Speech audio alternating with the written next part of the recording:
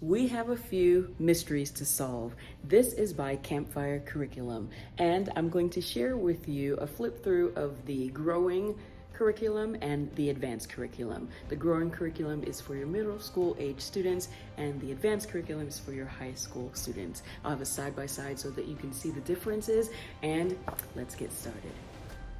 Okay, pause. This is so neat. This is in the guidebook for a new. I don't know about you, but this is my first time diving into Campfire curriculums. I've looked at it on different occasions. I've heard many homeschoolers using it, especially in the middle school years. It's very popular. And I found this Campfire curriculum guide online that I thought was really helpful, so I wanted to show it to you. But then I thought to myself, my rising ninth grader who is interested in this history mystery study, what is in it for her? How can a high schooler actually take these unit studies and put it into a course? So I found a little bit of information that I wanted to share with you. When you get to the high school resource page, there's a lot of information that is there for you. Two that I wanted to point out is this particular page that has an evaluation guide. It's very detailed. It walks you through. I think it's genius. There's this course syllabus that you can fill out and include in your personal records as well, and it lists everything that you need to know. It's very easy to follow. I like this methods of evaluation section. You can just check off how you are measuring your evaluation. I think it's genius, really. I can't recall that I've seen anything like this. Then we have this all-in-one approach, or the extracurricular approach, that gives you even more information on how to use the unit studies if you're doing it one way or the other. Again, very simple to follow details about how you can use this for your high schooler. Now, this unit credit match section is by far something that is just well put together. Let's take a look at it. This page, plan your high school credits with Campfire.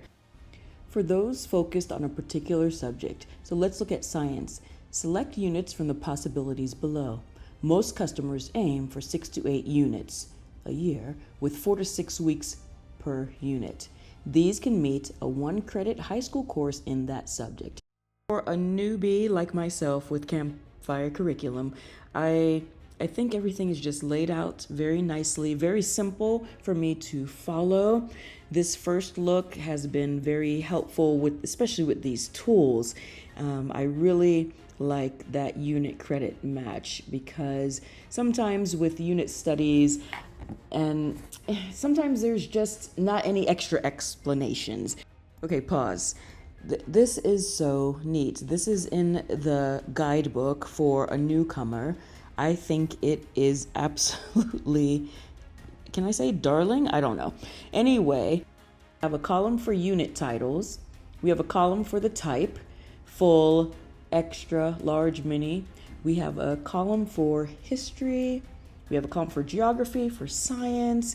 We have a column for ELA. We have a column for electives. We have a column on whether or not there is a core connection or not. And then if the unit is an older unit. This is pretty cool. Then at the bottom, you have some places to write some notes. In order to distinguish which is which, I'm going to put this purple pen over here on the growing side, and this green pen over here on the advanced side. So growing would be for your middle school aged kids, and the advanced would be more appropriate for high school. And since this is a mystery curriculum, I'm going to put on some gloves so that I can handle everything very carefully. Here we go. So at first glance, I noticed that everything lines up just as they said. There's a QR code down here. Okay, that's a neat place to put that. So far, everything looks good. Let's turn this over. And we have some important information on this page. It talks about several things over the lessons, and then it talks about note-taking, dictation, so forth and so on. Okay, so for more information, here's the QR code as well as read this page. So I like that. I like that a lot. Lesson 1 on both sides. Remember, this is the the middle school age curriculum, and on this side is the advanced, and everything looks very similar. Middle school and high school, and again, there are lots of similarities.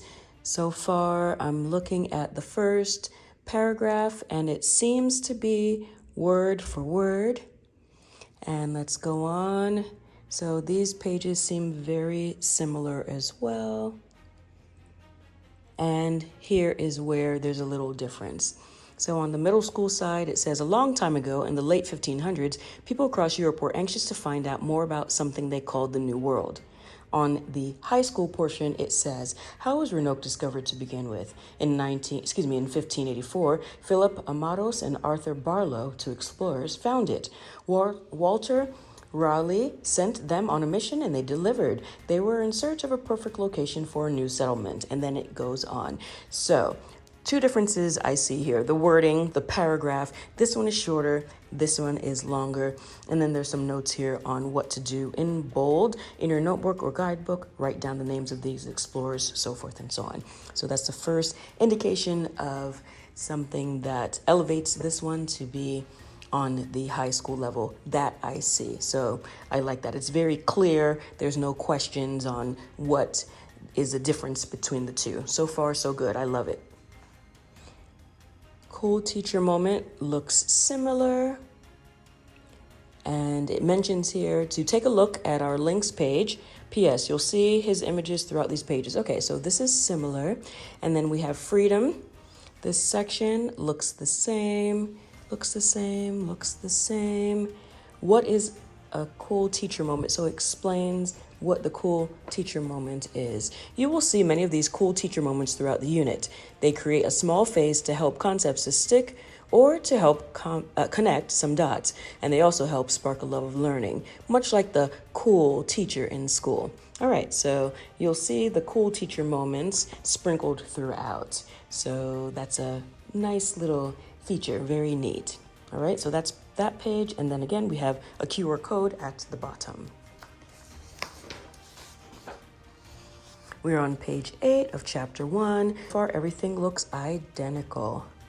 So far, so far. This is my first look. I have not looked in this curriculum and done a side-by-side, so we're doing this together, and I am enjoying what I see. Okay, here we go. The notes section is what I think separates it. So on the middle school side, come back here. On the middle school side, we have, sometimes when you read stories like this, it is easy to side with the person who is the main character in the story. In this case, that is John White. It's important to remember, though, that Europeans and natives were both known for being violent and making wrong decisions. And then it has some space here for you to write some notes down.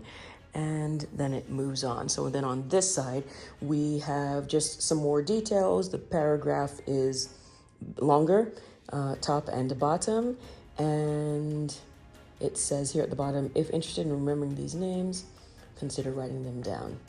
All right, there you go. And then at the bottom it has a did you know. This has been a fun flip through, and we're just about done. We are going to start this curriculum actually in a few weeks, and I will circle back and create a video to share with you on how things are going with my 9th grader. In the meantime, check out Campfire Curriculum's website and their IG page, and check out mine as well. I will link that in the description below. Let's jump back into just a little bit more of the flip through and a comparison here coming up. I want to bring your attention to this page difference that I noticed. So here's 89, talking about making a compass. We have this section called Skip If You Want. On the middle school side, there's a very detailed coloring page, and on the high school side, there's some extra activities, and this one is called Any Other Mysterious Areas Around the World, ? And it walks you through some different things for you to look at and look up on the internet.